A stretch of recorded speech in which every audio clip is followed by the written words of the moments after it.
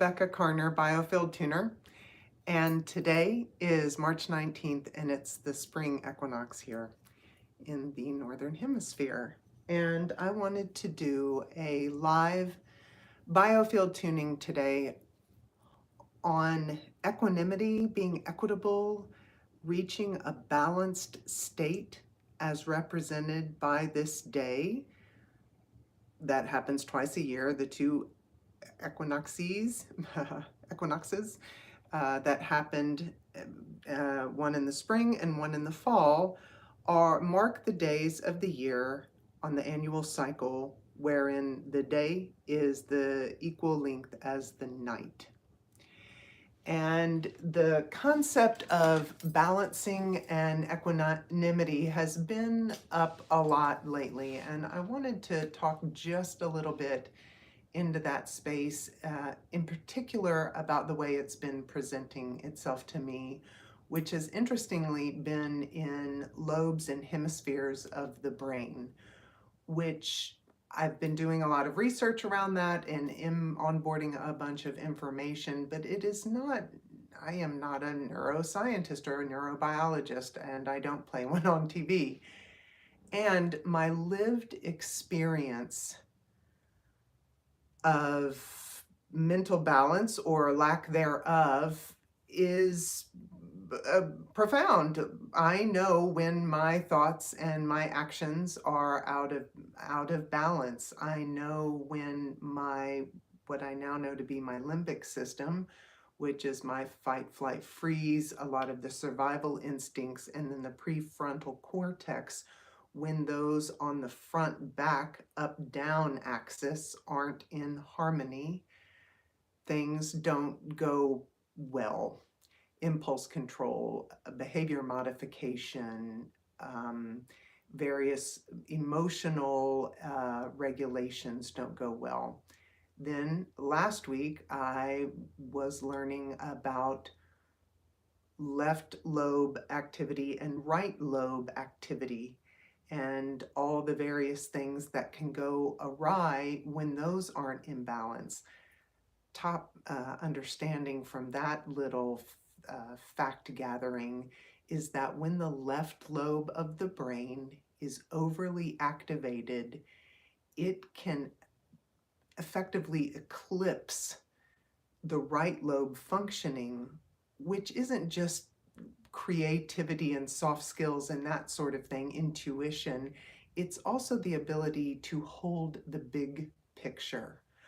Whereas like the limbic system and the prefrontal cortex are about learning the rules and the goals and then being able to follow through on either delayed gratification levels, doing stepwise approach to goal satisfaction and that sort of a thing, as opposed to immediate gratification and all of these things. So whether you think about it up, down, front to back, right to left, this concept of how do we manage with this control center, the body has its wisdom, but in our culture and in our day-to-day lives, this thing, our melon, our noggins, really carry a lot of the action.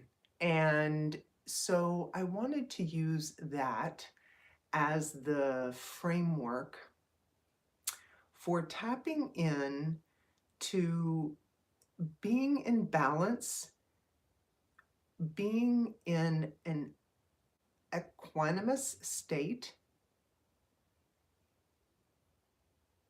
In thinking about it, one of the things that really struck me is that these equinoxes are both housed, which it makes sense in a lot of ways when you think about it, but sort of interestingly, they're both housed in times of year that are in profound transition. And so here is this, in terms of light and dark, day and night length, here are these equitable moments placed in what is sort of agriculturally and horticulturally, paradoxically, the most transitional moments. One of my recent videos was about navigating transitions in life. And then this video, this whole concept of today was about, I was riffing on the harmony of the day and night length, and then also just thinking how transitional spring can be, and also this spring in particular. I'm filming this on March 19th, 2024. And this year, I am not the only one I know who feels a little like this transition feels even more ambiguous than other years. And I could sort of wax on about why I think that might be, but it really doesn't matter because it's in the collective, it's in the zeitgeist right now. It is certainly a part of my experience, and it is also being experienced by people who are in my various communities, as well as people who are new to me, who I either meet or come to me as new clients, and I have no context really to know them, and they are expressing these same things. So everybody would take a nice big deep breath. And I am going to let me just start with a little bit of sound. And I'm just going to tune into the collective field.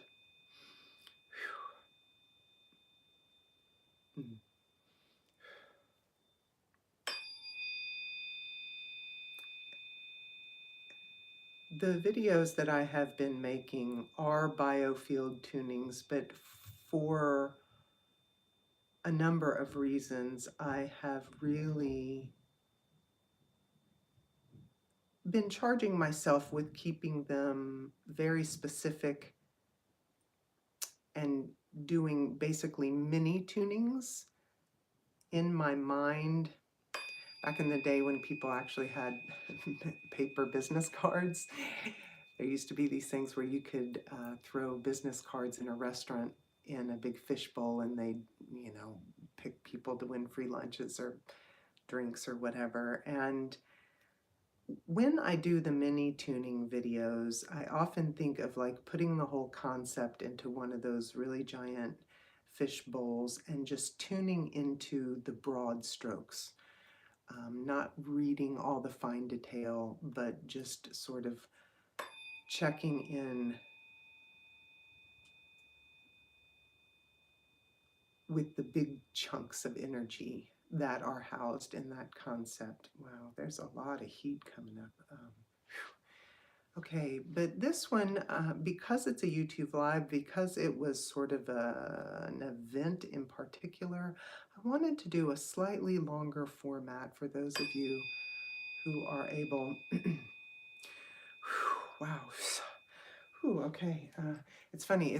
Here's the first day of spring. I'm in Atlanta, Georgia. It's usually quite warm. It was really beautiful and very cool today, but this is really kicking up a lot of heat.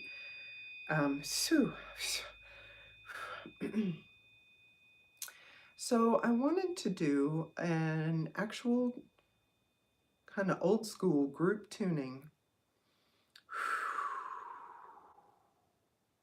So I'm going to start with the collective Earth Star chakra and really ground us.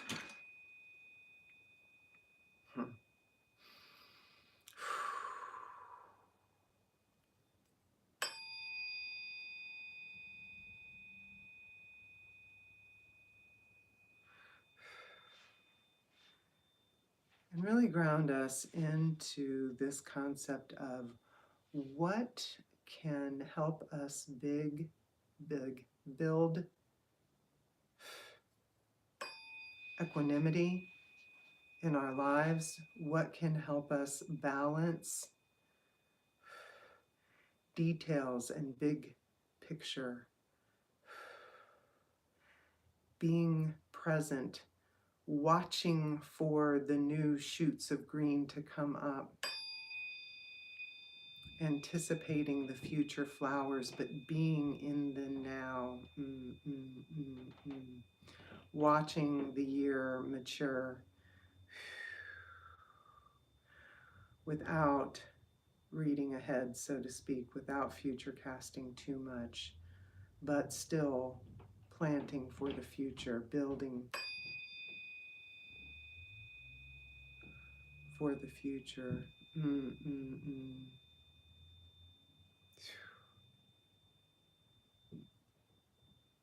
Yeah, let's really ground in. If you're sitting or laying, see if you can breathe into your feet and just sort of be in your feet. See if you can find your feet. Maybe wiggle your toes. If your feet are a little bit cool or if they're feeling quite warm right now, see if you can sense into the temperature. If your feet tend to feel kind of far away in that way, see if you can imagine your circulatory and your fascial system extending all the way down and really including, like scoop up and include your feet in your sensation of yourself.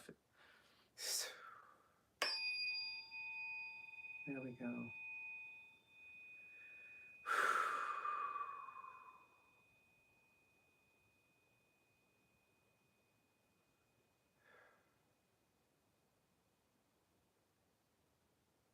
There.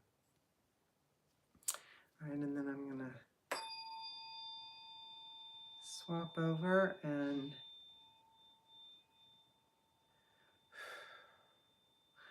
wow. All right, so as always, so I just came up just above our crown chakras to the earth star, to the sun star chakra, soul star chakra, some people call it. And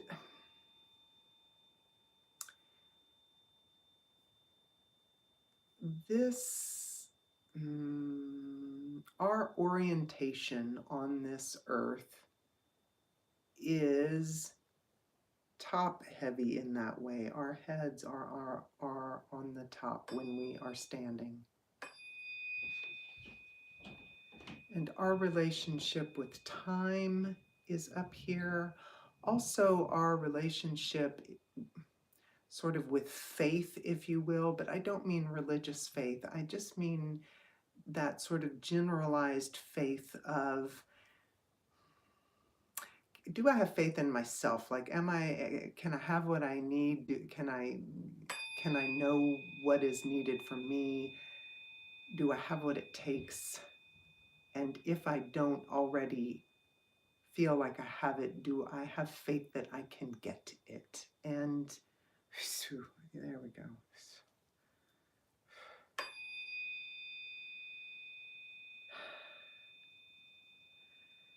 And lately, in all of my private sessions, and when I come around to individuals in my group work,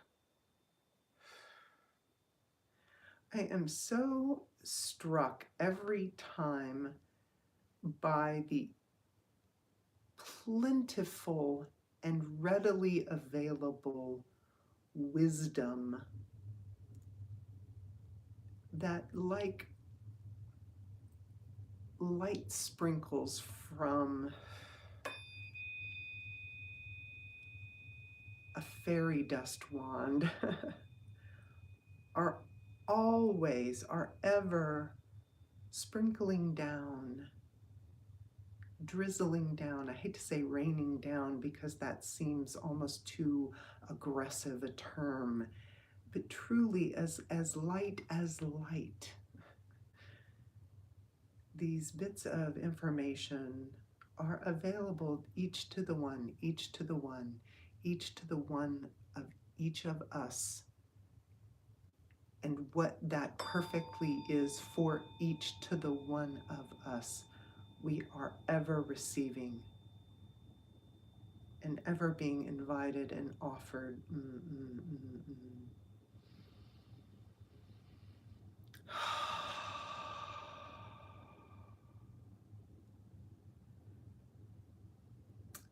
an author who I love named Rob Bresney. One of his early and maybe most well-known works is called Pronoia, which is the concept of paranoia, right, is the concept that, yikes, people are conspiring against me. Then pronoia is the opposite of that. It is the concept, the belief, the mindset that the universe is conspiring for me.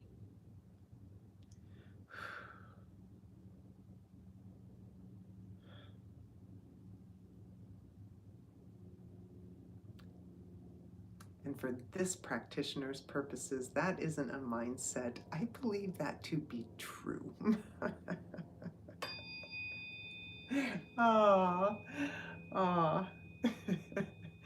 So anybody in the Southeast or in a part of the world that is being inundated with pollen right now, just like those chartreuse green little pods that are everywhere, we are pronoically always being offered wisdom and blessings and insights and guidance.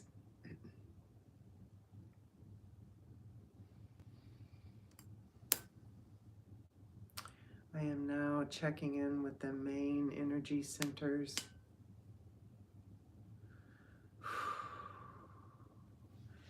To see where to best either begin or focus our work initially today.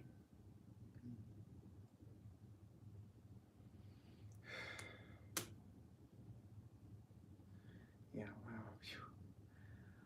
Ooh, all right. So so everybody's thinking, okay, so what just came up with that is sort of our home base, how we feel about our survival situation, our housing, our primary jobs, how we are in relationship on this sort of fundamental, like, am I safe at home?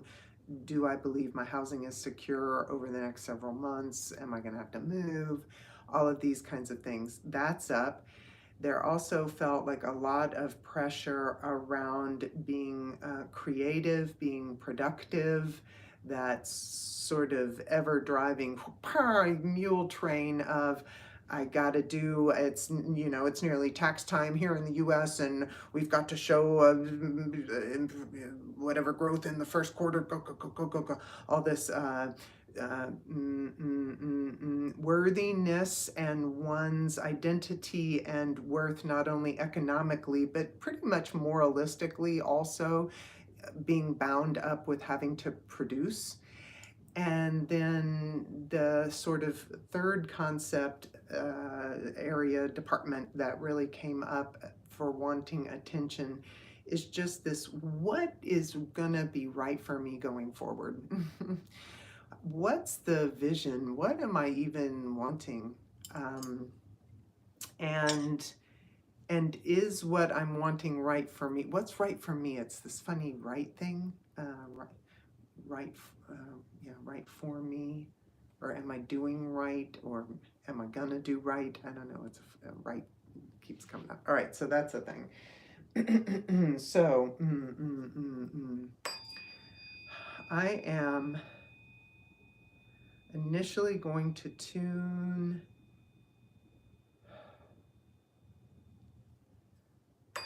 it's really striking me. One of the sort of adages of biofield tuning is that sound falls up. Sound waves move anti-gravitationally. And so to always start at the kind of lowest part on the body that wants, and that the things will, that the coherencies and information and that the tuning will then trickle up. But what I'm getting, I'm actually going to start not with the root chakra, because that feels like we're going to feel more seated, that we're going to be able to sit down on the throne of our respective king and queendoms more resolutely and more comfortably if I can dial down some of the frenetic sensation of the second chakra and the sixth chakra. And so I'm actually going to start tuning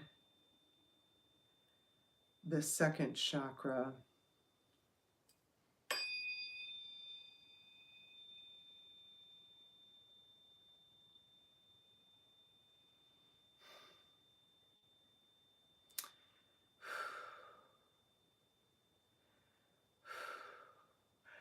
I'm going to rely on the fork really, quote, doing its work on this, and I'd like to speak.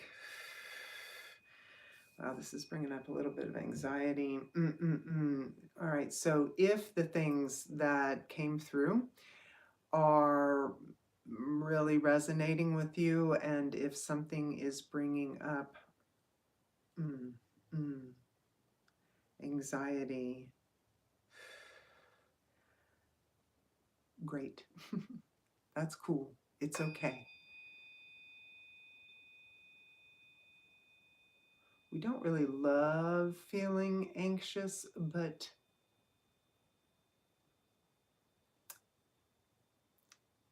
aspects of anxiety are productive. I recently read a book by a Dr. James Hollis, and per his psychological framework, depression is a regressive emotion. It diminishes activity, whereas anxiety is prompted by the uncertainty of moving forward or moving into something that you don't know what that is.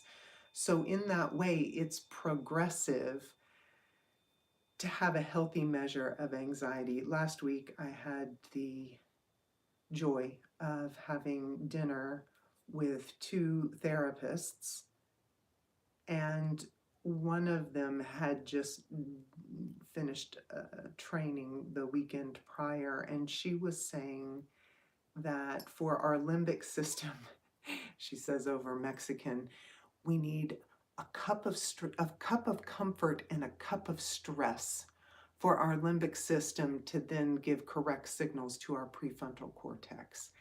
And I loved that. And I loved her little hand gestures, because her little hands made those cup of comfort and cup of stress seem so accessible and reasonable. Like just a little handful of that would be just fine. I can take a cup of that. I don't need a gallon of stress, but I need a cup. Everybody needs a cup of stress.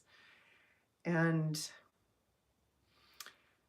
the concept of sort of disciplines or rigors or the repeated honing of a thing, practicing of a thing, yoga, meditation, breathing, skating, reading, gardening, running, walking, caring for an animal by brushing it.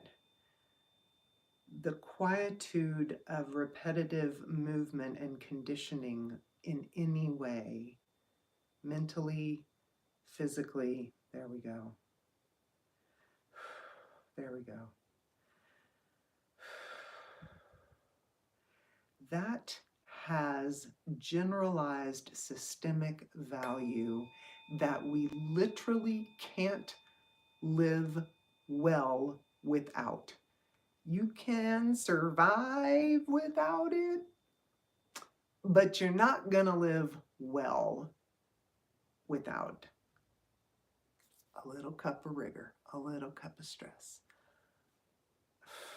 We have to have it some kind of where in our lives.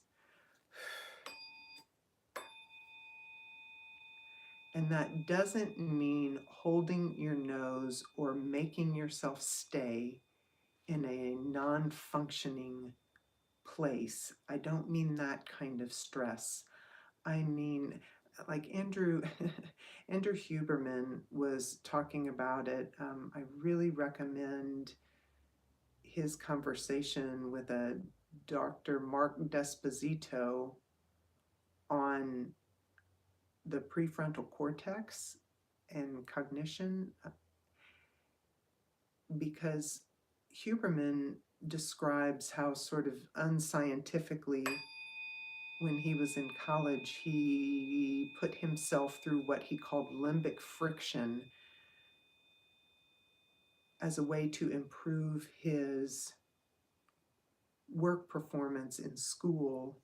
He would set little small tasks like do stay with homework until the end of a timer, even if he got distracted or wanted to get up, to sort of reset himself, or to not get up from reading until he had finished the chapter, sort of no matter what. And on another podcast, I recently heard a British psychiatrist talk about teaching meditation, and in fact the first step to meditating, even pre-becoming a meditator, the mental training of helping someone sit with focus in the face of distraction. And he did it with his daughter. He does it with business people. He does it with prisoners. He does it with everybody. And there's different ways to do it. But that is limbic conditioning, right? That's a stressor. I want to get up. I want to pee. I want to blink. I want to go scroll or whatever, but I am going to sit and breathe instead. And that little practices like that condition us into being able to find and then return to various balances.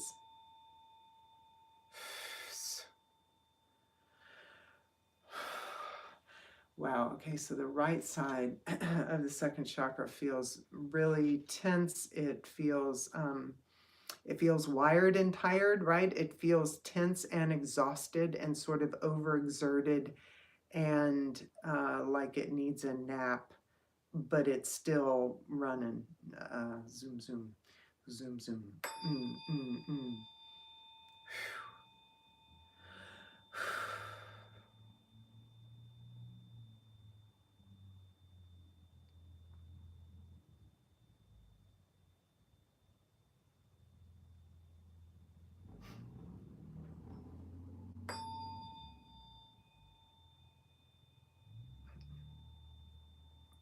Right, and the focus again, the focus on this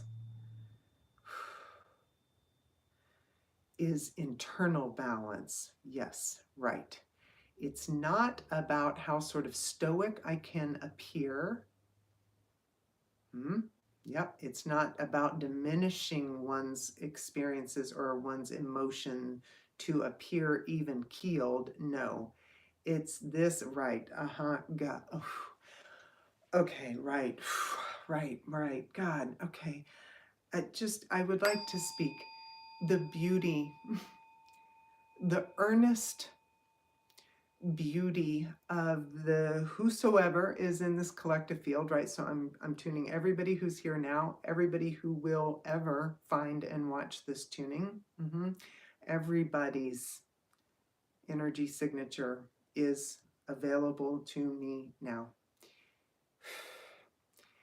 The earnestness with which this collective palpably wants to do well in service of others is beautiful. It's almost, it's making me a little bit clumped. Truly, I love you. Like, I love you guys for it. I see you. It's beautiful. It is a beautiful aspect of you. Thank you. Thank you. And This is for you. This is for each the one of us on the inside. This is for our own brain to be balanced. This is our own impulses, right? Not whether we mitigate them and make it look good or don't reach out and backhand that dumbass, that challenging character in our life. Um, it's not about that. It's about what real equitableness feels like in us with the paradoxes that we're holding, right? Just like this spring equinox. It is the equilibrium days housed in one of probably arguably the biggest transition of the year, because things are going from not awake, dormant, or like trees, their roots will grow during the winter, but then the canopy matches that growth externally, but we see it. Like this spring is such a big transition for many people. They were living on last year's food until now, like this is a big deal. A lot is hanging on this transition sort of going successfully on an annual basis. And we feel it even if we're a million miles away from our agrarian ancestral lineage. Our bodies know it because our culture has evolved much more quickly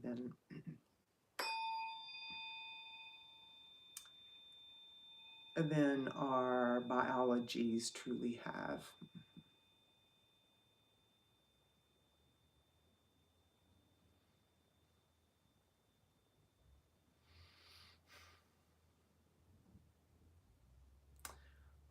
Right.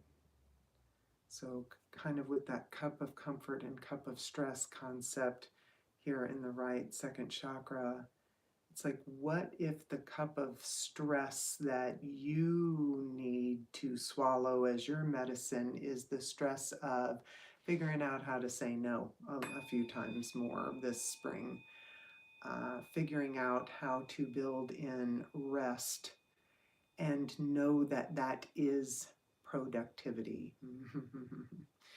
That it won't be sustainable to try and keep going without it. Or what if it is to really embrace something unknown?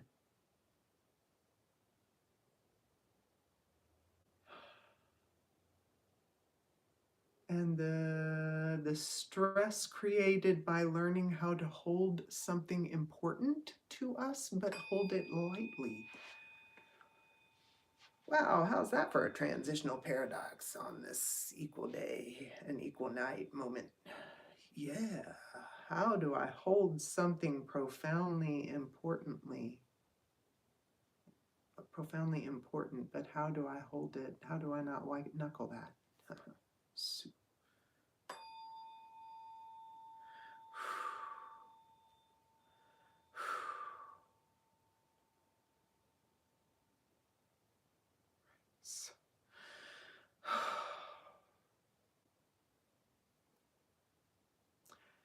Yeah, and I mean, I refer to his work frequently, but that Don Miguel Ruiz, like, what if you really believed, right? What if you really believed and let your best be good enough? I always did my best, I think that's the third or fourth agreement of the four agreements. To always do your best.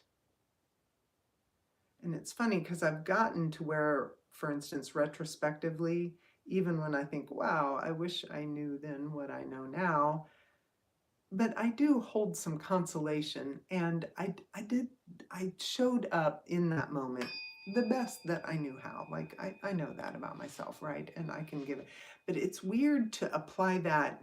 Like I can apply that in the hindsight being 2020 aspect, right? My yoga teacher, be in your practice, and when you're done with the work, release the pose and be pleased with your effort.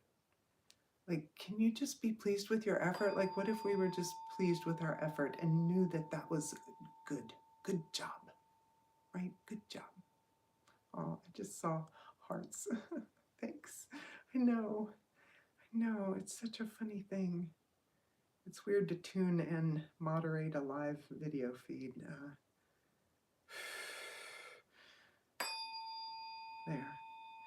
All right, I'm going to drop this in. Really nice. Really nice, you guys, on breathing into the possibility of equanimity in our creativity, in our output, being able to hold our core and sort of base experiences in equal measure to those that we think others around us are having, and to sort of give us a full seat at the table as well. Yeah, yep. Whew, yeah, wow, that made sense to somebody out there. I'm feeling that. Okay. Nice.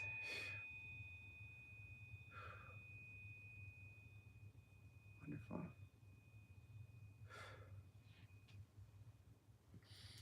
Okay.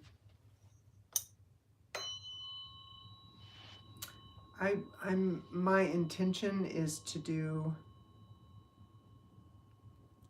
a pre-recorded,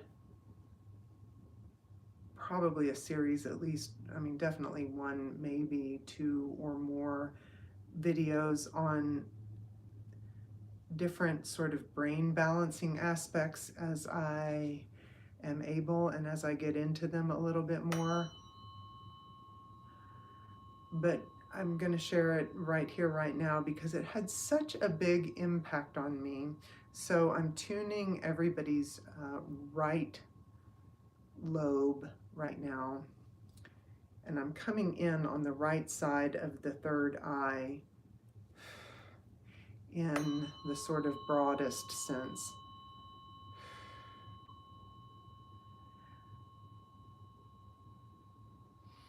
And what I'd really like to do is I'd like to, if you can,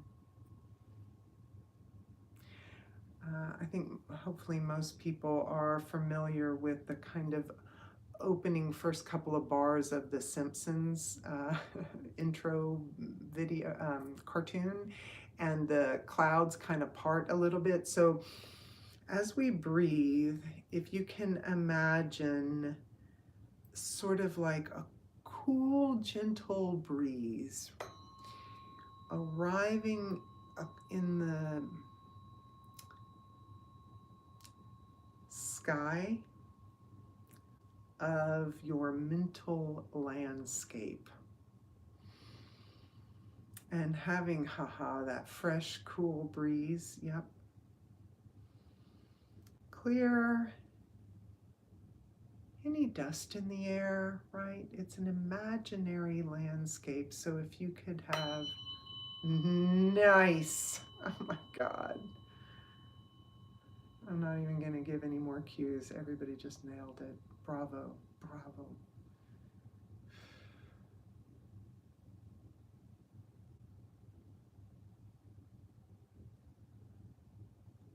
The right side of our brains gives us the ability to conceive of big ideas, right? Dream big. I think a Cadillac Motors advertising tagline was "Dare Greatly." But what if you dreamed big? What if you could hold a really big concept like peace, like coherent joy, and what if you could hold it as a constant open tab? What if you could hold it open like a background picture, screensaver, that was always present and informing ever so gently all the concrete and detailed nitty-gritty actions of what we have to go through in a day.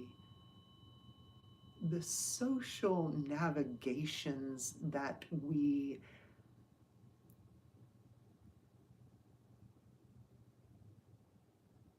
go through, I mean, sometimes in like a 3-minute period during the day, are mind-bending. There's so many, the myriad of them, multitudes.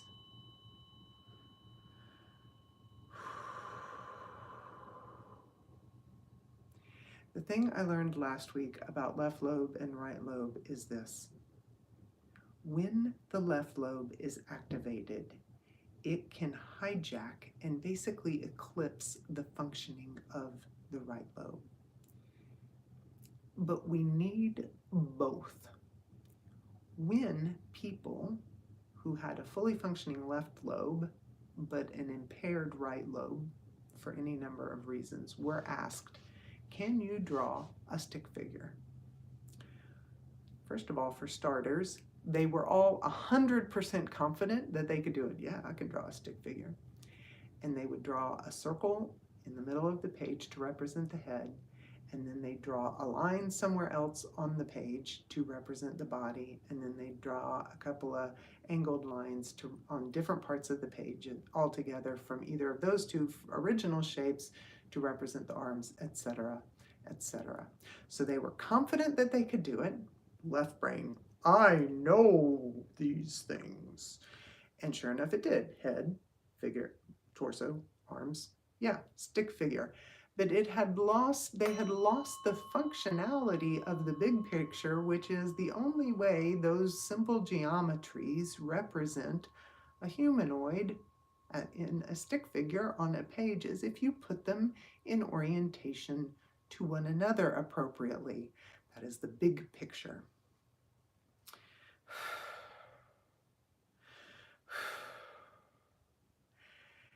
And that is lost, right? So again, kind of with some of the imbalance in the second chakra, have to be productive. We're only good if we're growing this quarter, da da da da da da da da. That's so left brain, right? Oh yes, I can draw a stick figure. It's these simple geometries. I got that, no probs. Yeah, okay, total probs, because you've lost the open tab of the screensaver behind you of how these things go together in any kind of way that makes them useful and appropriate and functional, right? We have so long poo-pooed culturally on some of the soft skills, intuition, woo-woo, if it's not, I don't know if I can try. It feels right. It looks like a duck. It acts like a duck. It quacks like a duck. It walks like a duck. But if it hasn't been proven in 4 double-blind, peer-reviewed studies, I'm just not sure if it's a duck. It's like, come on, you guys, really? Can we just duck this out? Yeah, let's do it. Let's do it. Here we go.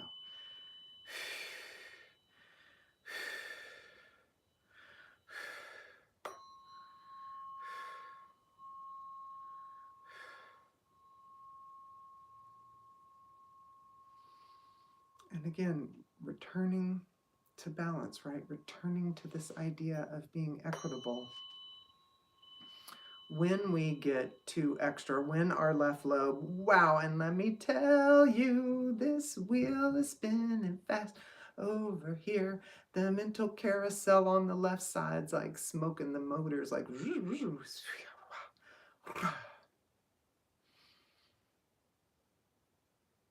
and I'm not dogging. I mean, y'all, this me too. I'm in here too. Overthinking is an occupational hazard of being alive in 2024. Faux show. And it's up to us to spot it and then to take our cup of comfort and our little cup of stress and engage with the conditioning.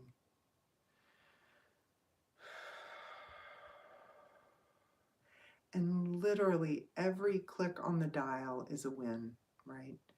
Anyway, it's funny because things are funny, right? It's hard because it's like, oh, so and so extra as opposed to being basic and all this, these things, they're funny. Getting lost in your sauce. Okay, also funny. I've made so many jokes. And our left lobes eclipsing the needed functionality of our right lobes isn't funny. It's not funny. My God.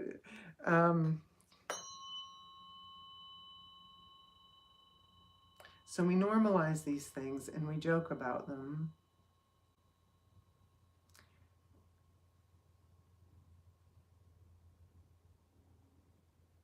And may that serve to call attention to them.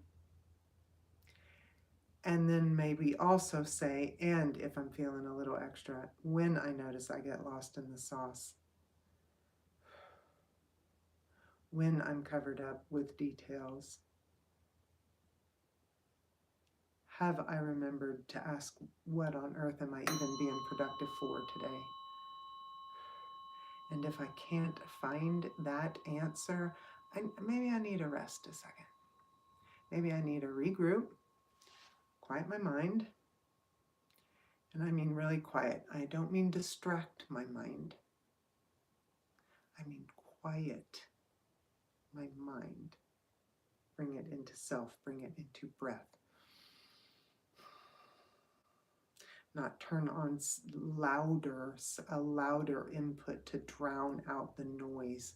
I mean to find the silence, the stillness in the noise.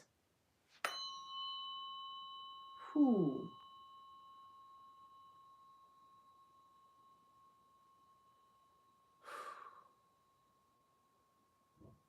There is value even if just for a moment. If you only can pull it off for 30 seconds, that's a win, because it's 30 seconds more than you had achieved the minute prior. Take the win and give yourself credit for the win.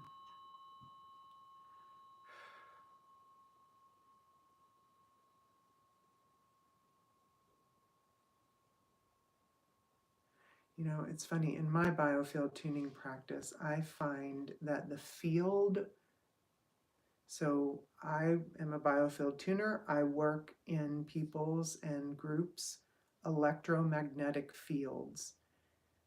And contained therein are the many fields of each of our organs, each of our histories of life experiences. So they're sort of mini microfields that compose any one given biofield.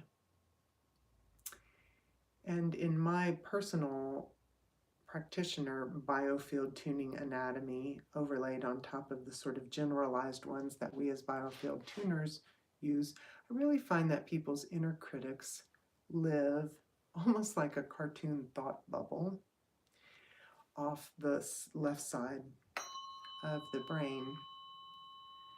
which would really hold with these factoids and this linear thinking and these kind of rules and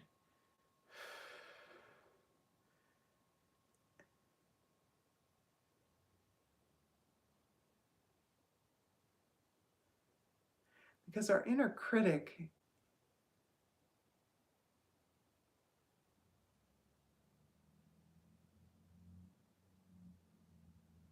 is also our inner protector, and it's also our inner coach,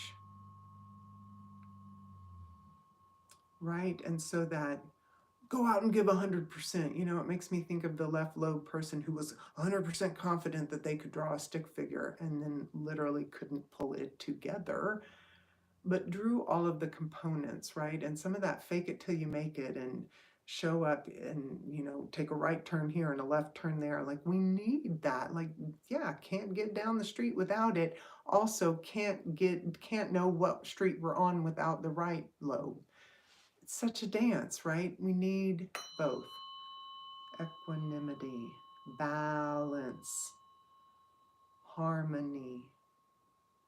And just like a yoga practice, it's not to never do an asymmetrical pose, but it's to do the asymmetrical pose on both sides and then rinse in the center. To do one side and then return to the mat, return to center, return to balance, get a little bit out of balance, push, you know, like a speed skater. Yes, you can put both the blades of the ice skates together and you can coast for a little while, but you have to push off of one and then you have to push off the other to propel forward, right? Both are needed.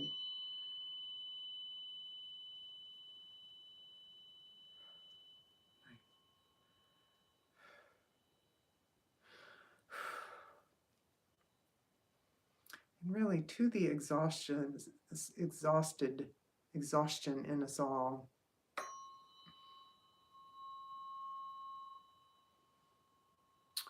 care for yourself in all the ways you can, however you can. Yeah. There we go.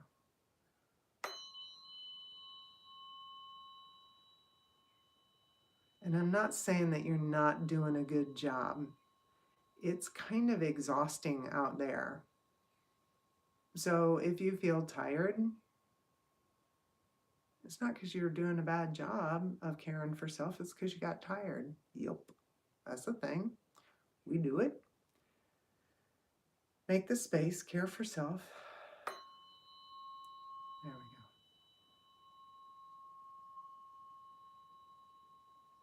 One of the quotes I read recently is, if you don't waste hours, you can waste decades.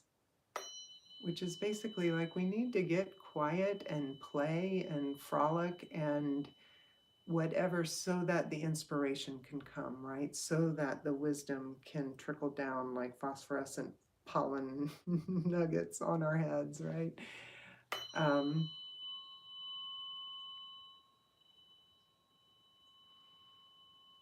Because then you'll just be burning high octane fuel for years,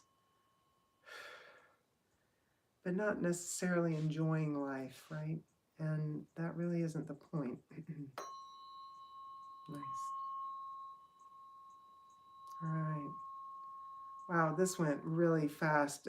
This is the longest video I've done in a while, and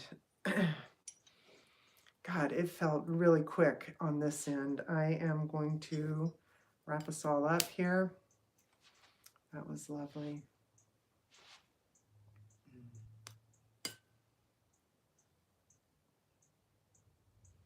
Mm. There we go.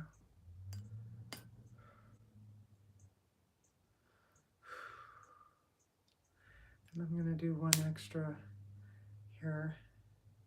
Really from the heart space forward into this year, into this now growing light time of this particular year. And whenever you watch this video, whatever time you are moving into,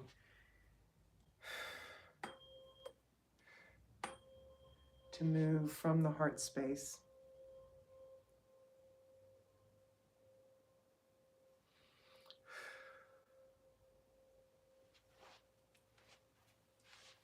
Oops, sorry.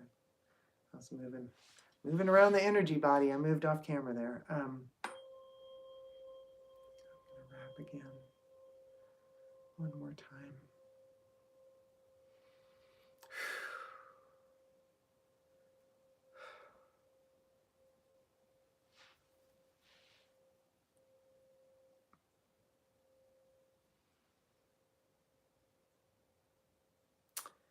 Excellent. May you navigate the remainder of this spring and into this summer. May you navigate the upcoming lunar eclipse in North America. May you navigate this next time with equanimity and with balance. And may you find and cultivate whatever your needed counterbalance or balance for inner equanimity. May you find that. If you think a private session would help you, please contact RebeccaCarner.com for more information or to book a private session. Thanks for being here, you guys. Thanks for everybody who watched this live with me. Thanks for being here. Thanks for anybody who finds this video and finds benefit from it. I love making these videos. I am just loving these and they feel really needed. So if you want to share with somebody, I do these because I think they can help. And if you know somebody that you think that this would help, I want them to have it. I want you all to have it. Thanks, you guys. Happy spring. May 2024 go well. All right, bye.